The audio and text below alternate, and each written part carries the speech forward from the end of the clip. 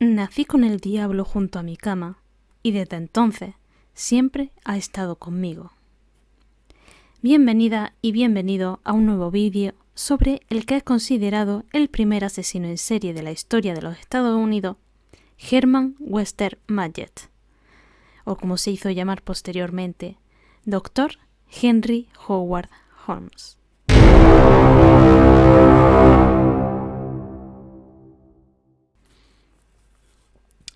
París, 31 de marzo de 1889. Gustave Eiffel hizo una bandera francesa en la cima de la torre en presencia del director de la Exposición Universal, de algunos de sus colaboradores y de algunas personalidades del gobierno y de la ciudad de París, inaugurando así la Torre Eiffel. Del 6 de mayo al 31 de octubre de 1889 se inauguró en París la que fue considerada la mayor exposición universal hasta la fecha, para conmemorar el centenario de la toma de la Bastilla, que supuso el inicio de la Revolución Francesa. En Estados Unidos, y casi en fechas similares, para ser aún más espectacular que Francia, comenzó a construir la segunda exposición universal que se presentaría bajo el título oficial de Feria Mundial Exposición Colombiana, que se celebraría en Chicago entre el 1 de mayo y el 30 de octubre de 1893. A la par, en ese mismo año, en el cruce de la avenida Wallace y la calle 63 Oeste, se comenzó a construir el World's Fair Hotel, que posteriormente se conoció como el Castillo de la Muerte, propiedad del Dr. Holmes. Pero, ¿quién fue el Dr. Holmes? Nació el 16 de mayo de 1861, bajo el nombre de Herman Webster Mudgett. Era el tercer hijo de 5 del matrimonio formado por Levi Horton Mudgett y Theodate Page Price. Desde pequeño, mostraba una excesiva crueldad con los animales y los niños pequeños, y se convirtió en un chico problemático y solitario. Su infancia estuvo marcada por los abusos que sufrió por parte de sus compañeros de clase. Una vez, le obligaron a tocar un esqueleto humano que robaron de la sala de anatomía, aunque esa circunstancia, más que asustarle, le provocó una fascinación absoluta por los cadáveres y todo lo que estuviera relacionado con la muerte, lo que le llevó a estudiar medicina.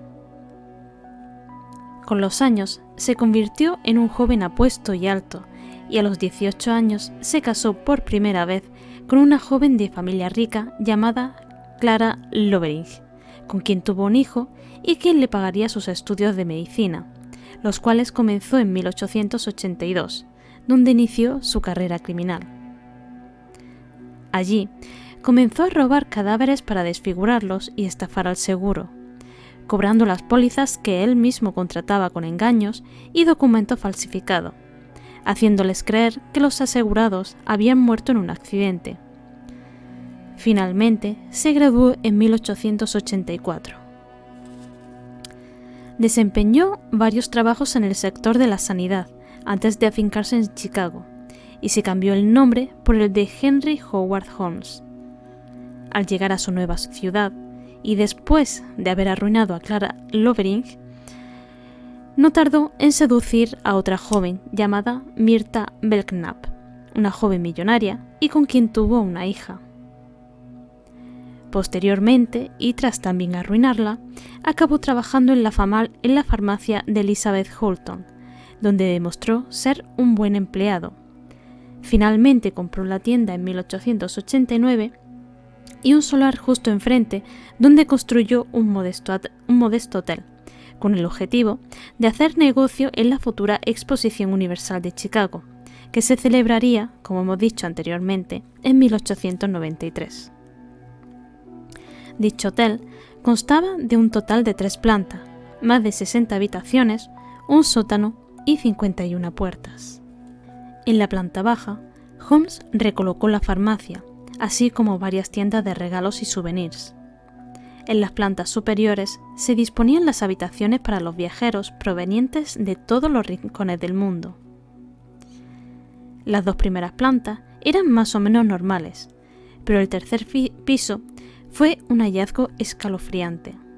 Habitaciones sin ventanas, pasillos asfixiantes que se estrechaban, estancias tan bajas que no se podía estar de pie, y otras tan angostas que una persona no podía tumbarse. Una de ellas estaba revestida de acero, y todas estaban completamente insonorizadas. Había trampillas en el suelo y en el techo, y hasta una habitación completamente tapiada. En algunas paredes se escondía un sistema de tuberías de gas camuflada que permitía adormecer o asfixiar a las víctimas en silencio y sin que se dieran cuenta. Holmes había hecho instalar decenas de mirillas en las paredes, desde donde podía observar a escondidas el sufrimiento de sus prisioneros. Y para controlar todos sus movimientos, Holmes se valió de una instalación eléctrica ubicada bajo el parqué del suelo, que detectaba todos y cada uno de los pasos, sabiendo en todo momento dónde se encontraban sus potenciales víctimas. En el sótano se encontraron varias tinas de ácido con restos humanos dentro, una fosa con cal viva y un horno crematorio. También había un pequeño laboratorio con piezas humanas disecadas y una zona de despiece. Un ascensor privado y varios toboganes conectaban la tercera planta con el macabro sótano.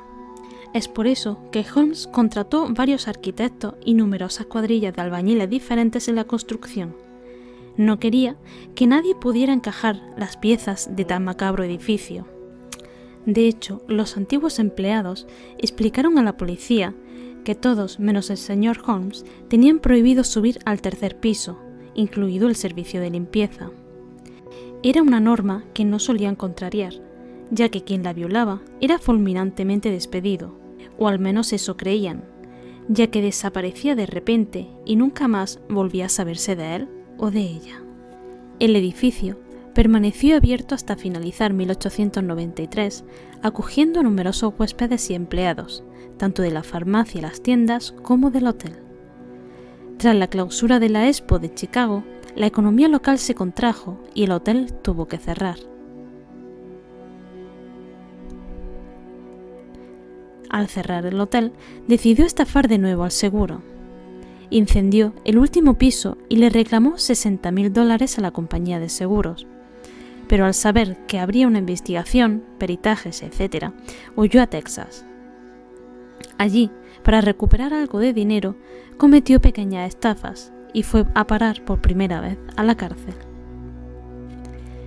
Una vez cumplida la sentencia, volvió a Filadelfia y se puso de acuerdo con el constructor Benjamin Pitezel para fingir su propia muerte y repartirse la indemnización.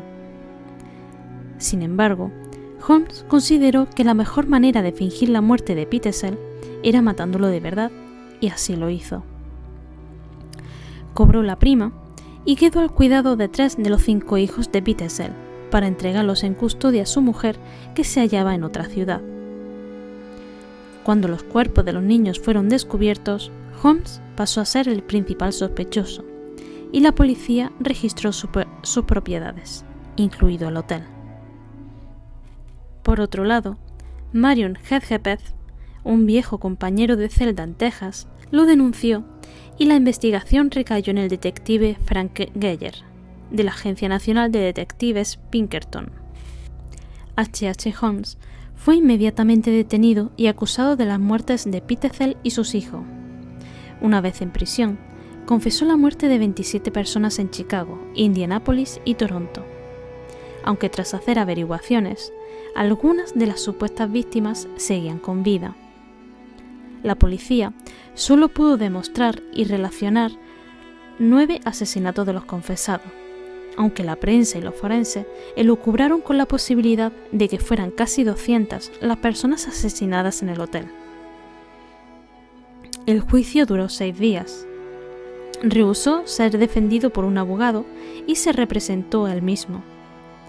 El 7 de mayo de 1896 fue condenado a morir en la horca, cumpliendo antes 2 años de encierro. Nunca mostró arrepentimiento, pero sí solicitó ser enterrado a 10 pies de profundidad bajo una gruesa capa de cemento en una tumba sin nombre en el cementerio Holy Cross, un cementerio católico en el suburbio occidental de Filadelfia, para evitar así que otros pudieran robar su cadáver como él hacía en su juventud con otra gente. Aún así, la muerte del primer asesino en serie de Estados Unidos no está exenta de leyenda, ya que antes de morir, Holmes lanzó una maldición contra todos aquellos que en un momento se cruzaron en su vida. Y esta se vio alimentada 2 semanas después de su ejecución por algunas muertes misteriosas, como la de uno de los testigos claves en el juicio, que cayó enfermo a causa de una septicemia, muriendo poco tiempo después. Otros testigos se enfermaron y murieron días más tarde, e incluso uno de los guardias de la prisión donde estuvo encerrado se suicidó. El hotel fue destruido por un incendio iniciado por un pirómano desconocido poco después de que Holmes fuera arrestado, pero fue reconstruido en gran parte y utilizado como oficina de correos hasta 1938. Pero aquí no termina su historia, ya que surge una duda más. ¿Podría ser H.H. Holmes Jack el Destripador? Para muchos historiadores e investigadores modernos, la figura de Holmes presenta un gran parecido con la de otro asesino muy famoso de la época. ¿Y si en realidad estuviésemos hablando de Jack el Destripador? Jeff Madgett, tataranieto de Holmes, así lo asegura. Su afirmación se basa en una investigación que llevó a cabo junto a la exanalista del FBI, Amaryllis Fox. Según dicha investigación, ambos personajes serían el mismo hombre.